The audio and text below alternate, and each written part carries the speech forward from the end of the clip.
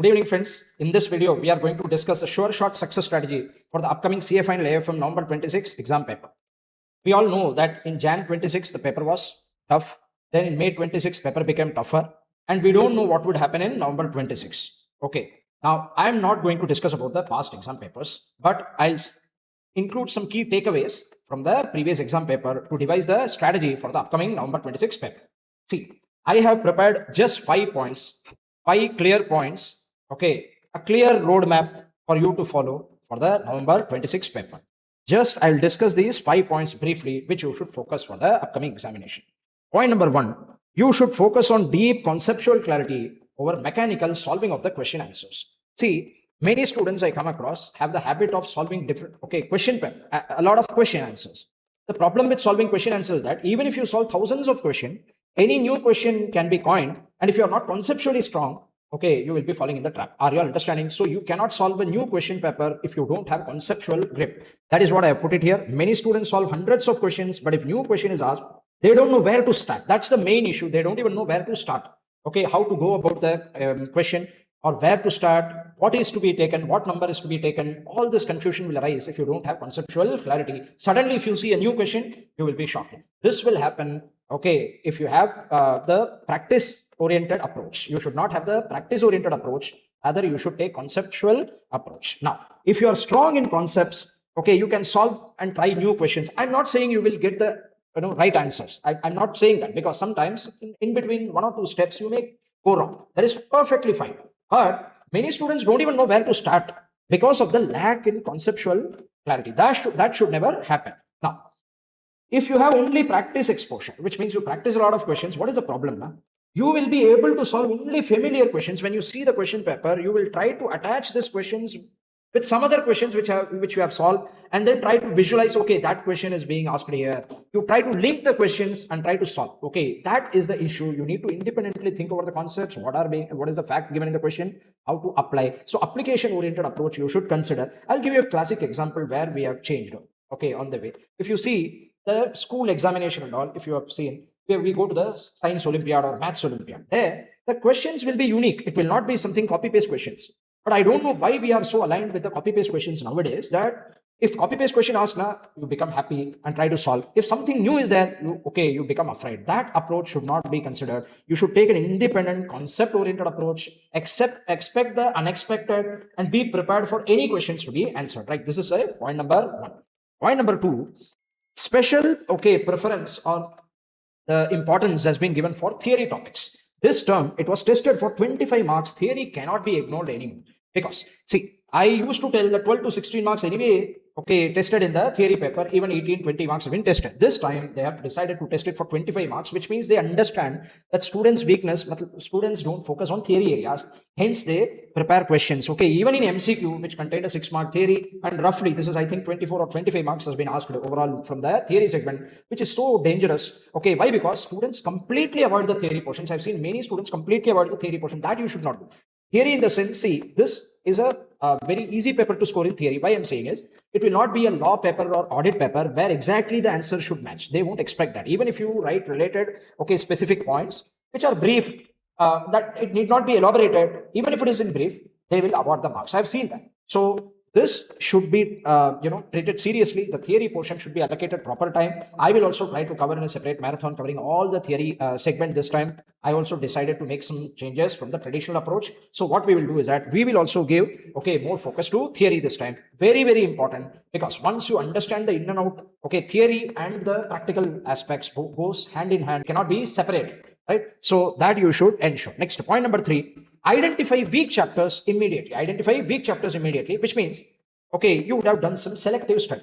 Till now, you would have done some selective study. Let me just leave, do portfolio, mutual funds, mergers and acquisition. These are all very scoring areas. Let me do these topics, security valuation, and let me just, ignore the derivatives or interest rate risk management. Highly conceptual. I don't want to get into this. If this was your approach previously, you should change the approach, because the pattern which we are seeing currently, is more application oriented questions. So which means they expect, and the question paper is spread over, the marks are spread over. It's not like earlier, they used to ask forex, they used to ask around 30 marks, portfolio around 16 odd marks, 20 odd marks, like this. Now, okay, you cannot, okay, predict some ABC based chapter. Everywhere they're testing, every nook and corner is being getting tested. So you cannot take a selective approach. Now what you can do is that you should, okay, identify your weak chapters. Why you are leaving weak chapters? Why you are first of all doing selective study? Two reasons. One is based on time. Okay, you don't have time now, you will leave it. Or if you have time, what you will do? Okay, you will knowingly maybe ignoring the particular chapter. So it is weak chapter. I don't understand. I'm not conceptually strong with the chapter. Let me leave the chapter. These are the possible scenarios now. Now you should identify your weak spots and fix it. That is the first thing you should do. Which means what you should do now? Make honest assessment. Wherever you couldn't answer, try to spot the questions which you couldn't really answer and try to ask yourself, was the issue conceptual? Which means you don't know the underlying concept, hence I left it. For example, there was a question related base case NPV and adjusted NPV, and they included the IFM adjustment chapter also. And if this question you couldn't solve now, try to figure out why I couldn't solve the question. Is it because of the concept? I have not mastered the concept, hence the question, okay, I lack the conceptual clarity for that question. That was the issue now. First, find out whether the issue is conceptual. Next, or whether, okay, I know the concept, but I couldn't revise so many times. I couldn't revise it properly in such a manner that I could write it in exam. If revision is the problem, try to spot it. Next, time, okay, based issue, which means in the exam hall, you selected other questions. I couldn't do these questions because of time. That is one approach. Or the other thing is that, see, I have done the properly, I have, learned this concept. I have also revised this properly. But okay, I couldn't revise it adequately, which means I revised it 2 or 3 times. But this concept, I will only feel comfortable if I revise 5 times. But I couldn't revise properly the day before the examination. That also may happen. So because of the time shortage, even in the exam hall or before the exam hall, you decide what is the issue. 3 issues may be possible. Try to fix the issue. Are you all understanding? From next attempt, your weakest chapter today should be your strongest chapter before even announcement of the result of the May 26 exam. Don't care about the November 26. Don't delay that much. Even before the announcement, there are 35 days left. Before that itself, you try to select those chapters, finish it off, and try to get a good grip over the concepts, right? Next, see, consistency is greater than the last minute intensive study. Very simple. I'm seeing the dangerous trend that people are, leaving it to the last minute. Many students are watching just the marathon. Fine if marathon is a supplement, right? You would have studied the concept. If you have studied the concept, revise the concept, just before 1 or 2 days, you want to get a comprehensive revision or just walk through of the entire syllabus. That is fine if you are attending marathon. But if you are attending marathon for the first time, that is a dangerous trend. You should not be attending marathon for the first time, which means without studying anything beforehand, you just attend the marathon. That will never help. Are you understanding? So last minute, even if you sit for 20 hours a day, 17, 18 hours a day, if someone is saying that I sat for the last 15 days for 18 hours a day, you would see many people are saying, okay, I've spent 14, 15 hours a day, the last 10 days, and I cleared all these success stories they will be sharing. But don't believe that. I'm not saying it is a lie. Okay, there will be students who will be doing this, but if you see out of 100, there will be only 2-3% of students who would be capable of doing that, right? Not everyone will be having the same capacity or having the same energy level or capacity to do these things, right? So don't fall in those traps. Don't believe that, okay, sitting every day for 16 hours in the last 10 days could yield a better result. No, that will never happen. The consistency is the key. You should sit for consistently for at least for 8 hours, 7-8 hours every day from now till examination. If this you can ensure, that will yield a higher probability. Now, cannot master the subject in 10 days, requires thinking ability, and that comes over a period of time. Okay, it's like a Chinese bamboo. I tell this example in our regular lecture. What I tell is, see, the subject is so voluminous that you can't master it within 20 days or 30 days. It takes a lot of time. That's why I encourage students to take regular lecture, because it takes time. Okay, 200-hour or lectures, if the concepts are going in, it will go smoothly. Like you have heard about Chinese bamboo. What happens is the average time is around some 80 or 90 days now. First 60 odd days for 2 months, it never grows substantially. This grows, okay, a small portion only. It only grows slowly. What happens? Because of the period, it took the time, the last 20 days, it substantially grows, 60, 70 feet, it grows in the last just 20 days. Knowledge is also like this. Okay, once you get the thorough knowledge, okay, over a period of 4 months, if you spend substantial time, the concepts will sink in. Once the concepts, okay, you got it correctly, Thereafter, the growth will be exponential. You will be having a quicker growth. That is what I've written here. Okay, see here. Panic preparation will only lead to confusion and not clarity in the concept. Last minute preparation is to be totally avoided. So start from today itself if you are planning for appearing November 26 examination. Now, last, not the least, holistic approach is required, okay, to clear the paper. Very simple. See, you should not take pick and choose approach. I already discussed this point collectively with the other point, but see, what I wanted to here clarify is that the subject is too much interlinked. You cannot see the subject in isolated manner. Let me do some portfolio chapter, okay, forex chapter, IFM chapter, or some other chapter. Let me do 5 or 6 core topics and let me try to sit in the exam. That will never work out. Why? I'll tell you.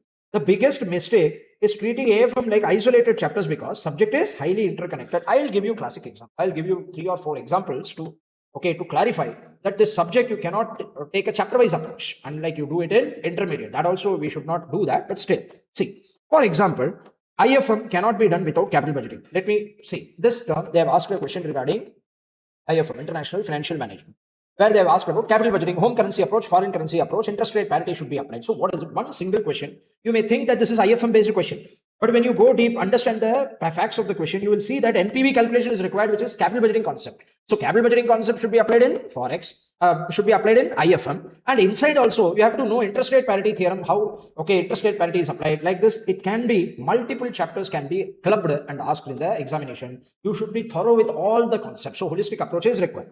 See, M&A cannot be done without understanding equity. For example, if you don't know market capitalization, how to compute EPS and all, pre-acquisition EPS, post-acquisition EPS, very simple. You will never be able to solve mergers and acquisition question highly interlinked with equities. Same way, equity chapter also, if you see, portfolio management is there, highly interlinked with mutual funds, and portfolio is highly interlinked with equities as well. Let's see, mergers and acquisition or portfolio, one big question will be given. And if you see, one single adjustment will be given there regarding your asset beta and equity beta. You know that, which means the asset beta and equity beta is covered under portfolio management beta chapter, CAPM. There we will cover asset beta, equity beta, the levered beta, unlevered beta, proxy beta. But the application of it is in business valuation or some other chapter. You understand? So you should take the holistic approach. There is no other way. Then questions are even asked from basics of finance. This also I wanted to clarify. In this current paper itself, if you see the one of the question regarding real options, there they have given present value of perpetual cash flow 40 lakhs per annum till perpetuity. In the lower end, 15 lakhs per annum till perpetuity. Like this, they have framed the question.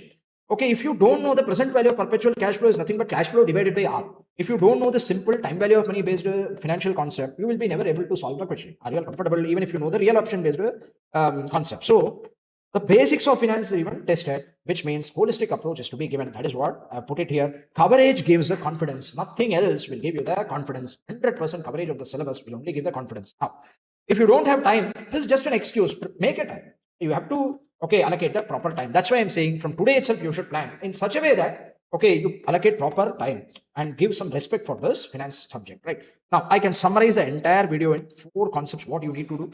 See, memory-based approach. From memory-based approach, you need to divert into application-based approach. You need to move on to application-based approach because they expect you to, apply the concepts rather than bugging up the concept. That is what is required. Then shortcut approach will not work out. Yes, shortcut you can take, but you should understand the underlying approach, underlying concept where they have done the shortcut. You should use the shortcut. I'm not denying, but you should also know the actual concept behind the shortcut, right? So deep learning is required. From shortcut, you should move on to deep learning. From selective study to comprehensive preparation. Then from formula-based approach to thinking-based approach. Again, I'm not against formula. Of course, there are many formulas which you need to buy hard. There is no doubt about it. But purely formula-based approach without knowing why the formula came, what is the use of the formula, where can I apply the formula? Without knowing this, if you just simply buy hard the formula and go now, you will not be able to think and apply the formula. Are you all understanding properly? So this is what I have given a summary.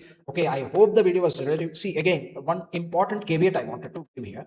I'm not blaming the students for this paper. Really, the paper was really on. I should say that all the blame should also not go with the IC. So if you see this, if in my opinion, in my humble opinion, I would say we should share the responsibility here. Students also have some, should share some responsibility. So faculty is also, share some responsibility, as well as ICAI also has some responsibility.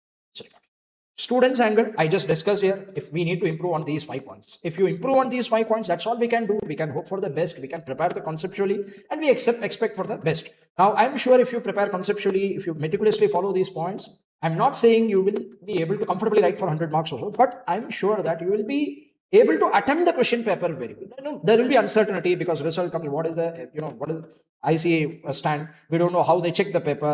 There may be ambiguity. There are so many ambiguities in the question also. So there is that. That is there. We need to focus on what we can improve, is what I believe. Faculty's problem is that, see, I don't know, I cannot segregate it properly. I'm not able to segregate it properly, but I'm just seeing, just an observation, I'm seeing an increasing dangerous trend, okay, of the marathons and other shortcut approaches for examination. This should never work out. First thing, good thing is that the 3-term examination is abolished. I'm very happy with that, because what happens, the students feel the rush to write the examination quickly, to pass out quickly. So this is not the mistakes of the students. Again, I'm saying, good thing that the 3 attempts was gone, only 2 attempts are there. Now more and more students will attend regular lecture and try to learn the subject in a uniform and proper manner. This will ensure a clear, demarcation between purely exam-based approach and conceptual deep learning approach. So it will promote deep learning, and I'm happy with that part. Now the problem is that the current trend I was seeing before the 3 attempts thing was students were more aligned to the fast track badge. Well, fast track badge is not an issue, but if you see only marathon based preparation, only last 10 days preparation, here is what is okay, I'm not okay with, because what happens is that it creates an urge to clear the examination first without having conceptual clarity. Somehow I need to pass now. This is a dangerous approach. If you set agenda to somehow pass the examination using shortcut, then that itself you're taking a wrong route. That is not a correct way to approach the examination, is what I feel honestly. So faculties who are guiding shortcut approach, or this is what I'm saying, then that is risky. So that is the fault of faculty if they are doing this. Okay, they are encouraging this pattern of preparation. I am not okay with that. Fine. Last comes the ICAI part. This is very, very important also. I need to talk about this, because if you see the question paper, there were a lot of ambiguities. There is absolutely no doubt about it. Interpretation can be made. Fine. I can arrive at a conclusion using the past examination paper. See, as a faculty, I've seen a lot of past examination question paper and all that. Even during my preparation, I've seen those questions. And while teaching also, I came across so many new questions. So I can adopt and I can understand, okay, this is what his institute is asking. There were so many ambiguities. It is not even in the, there are some ambiguities in the study mat. Okay, required rate of return, mean return. There is no clear demarcation between that. But MCQ is given, there they have put the clear demarcation, what is required rate of return. So what they're doing, the study mat, the SM, if you see, the study mat is not properly aligned with the examination, is what the major concern I see. Right? If you're asking that level of questions, your study mat should be, up to the mark. That is not there. This course is a self-preparation course. You don't need to attend any, despite attending any lectures, you should be independently able to study from the study mat and sit on the examination. But the problem is using the ICASM. Okay, for this subject, again, I'm saying, not for all subjects. Some subjects study mats are very good, but for this subject, the study mat is a nightmare. Okay, there are so many ambiguities there. Okay, and there are no clear demarcation, and the correction also happens on a later point of time. That is there anyway. That is a problem. So this is issue number 1.